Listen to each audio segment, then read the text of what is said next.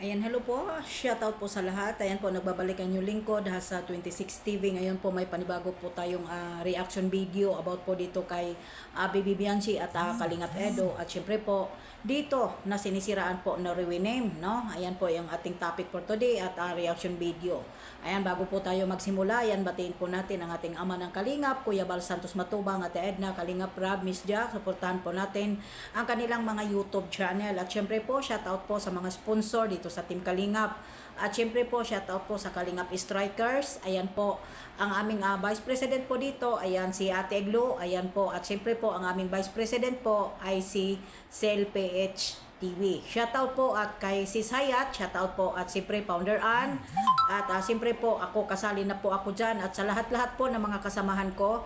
At hindi po ako nagkakamali, parang 10 po ata kami sa Kalingap Striker kasi nawala na po at tinanggal ni po ni Kuya Bal si Marilyn Chang. At syempre po, no, ayan, at shoutout po sa lahat. At syempre po Tita Peli, sa lahat po ng mga kaibigan ko, shoutout po. At syempre po ng mga VIP sponsor po sa Jumcar 23. Ayan po, ayan.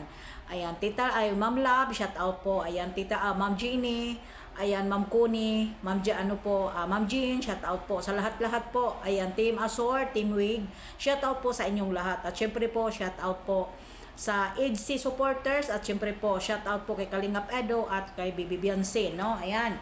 Ngayon po, ito po kasi ay sinisiraan po ni napatuloy pa rin pong ginagamit at ginagamit ni rename na wakwak na isang putang ina na sinisiraan po si Bianchi at si Kalingap Edo. Ayan, higit po sa inyong kaalaman, huwag ninyo pong suportahan at huwag ninyo pong panuorin po itong isang ipokrita na nang wakwak po kay Rina na hanggang ngayon po ay iniwan na po si Rina ng mga ibang sponsor. Correct me if I'm wrong.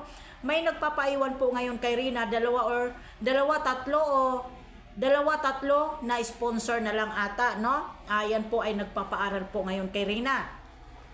Alam mo, Rowinim, matino na babae si Bianchi. At yung sinasabi mo naman po na bakla si Kalingap Edo na walang feelings kay Bianchi. Bakit? Bakit mo nasabi yon? Dahil gusto mong tikman si Kalingap Edo? Gusto mong hawakan yung kanyang bitlog? Grabe ang inggit mo kay Bianchi. Huwag mong ikukumpara si Rina at Bianchi. Kaya kung sa kagandahan naman po, lahat sila maganda. Diba? Lahat sila maganda. Pero about naman po sa katalinuhan at sa matinong utak, ay si Bianchi po 100% po ay matinong bata. At wala po siyang sakit sa utak. Sa kagandahan po, siyempre pari-parihas po sila na maganda. Pero po may diferensya po sa kanilang dalawa kung ikukumpara po natin si Rina at saka si Bianchi. Si Bianchi po ay isang normal at walang sakit at walang diferensya sa pang-iisip. Alam po natin ay si Rina po maganda, yes. Si Rina po ay autism. Tanggapin na po nating lahat yan na si Rina po ay autism. Tatandaan nyo po yan, Ruinem, kaya huwag kang magmamalaki at ang akala mo kung sasabihan mo na dugyot, dugyot, at malandi, at pukpok, si Bianchi, sasabihin ko lang naman po sa iyo, no? Sasabihin ko lang naman po sa iyo, tandaan mo to, ikaw ang bulok ang pagkatao mo, Ikaw ang bulok at makati ka pa sa higad.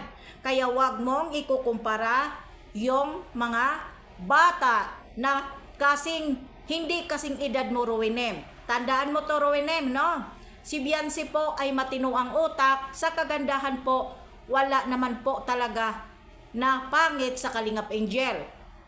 Pagdating po sa katilinuhan at sa isip po, lamang po si Bianchi dahil si Bianchi po 100% na hindi po katulad ni Rina na may sakit po si Rina na autism. Tanggapin po natin yan. Maganda po talaga yung bata si Rina. Pero may higit naman po, na nakapag-aral ng maayos at nakapagsalita at nakapamasyal at magsasalita ng walang inuutos at sarili po niyang isip. Ito po si Bianchi. Si Rina po hindi magsasalita, nasasang-ayon sa tanong mo kung hindi mo sasabihan na ito ang sasabihin mo. Kaya wag mong sabihin, na si Kalingap Edo walang feelings. Bakit? Gusto mo? Ikaw ang gugustuhin ni Kalingap Edo na isang babaeng dugyot, na bulok ang matres, na makati pa sa higad, na matagal mo nang sinisiraan pero pinapakinabangan mo, kino-content mo, nagkakaroon ka ng revenue. Ilang ulit ka na po ba na nakatanggap ng sweldo sa YouTube gamit po ang Kalingap? Kapal ng mukha mo, mahiya ka. Ha? Makati ka pa sa higad, Ruwinem. Tandaan mo to, Ruwinem, ha? Makati ka pa sa higad at bulok pa ang pagkatao. Mas buti pa siguro yung limas-limasin mo na kabit mo dyan na itik. Huwag mong igaya si Beyonce dahil si Beyonce mas sariwa pa sa buo mong pagkatao. Kahit babalik-balik ta rin pa ang mundo, mas makati ka pa sa higad at wala kang sariling pamilya na tinatayo mo. Ha? Tandaan mo yan. Ang tindi ng paninira mo sa IDSI, ha? Sa IDRI, o sa ano? Sa IDSI, nasasabihin mo na bakla at walang feelings. Bakit? Ikaw ay nakikigamit at nakikiribinyo kasi wala na kayong Diyos at hindi na sikat si Rina na isang babaeng ipokrita, na isang putang ina na katulad mo, Ruwinem, na walang kwenta ang pagkababae mo, na nagpapakapal ng mukha, na nagkukontent sa Kalingap. Mahiya ka.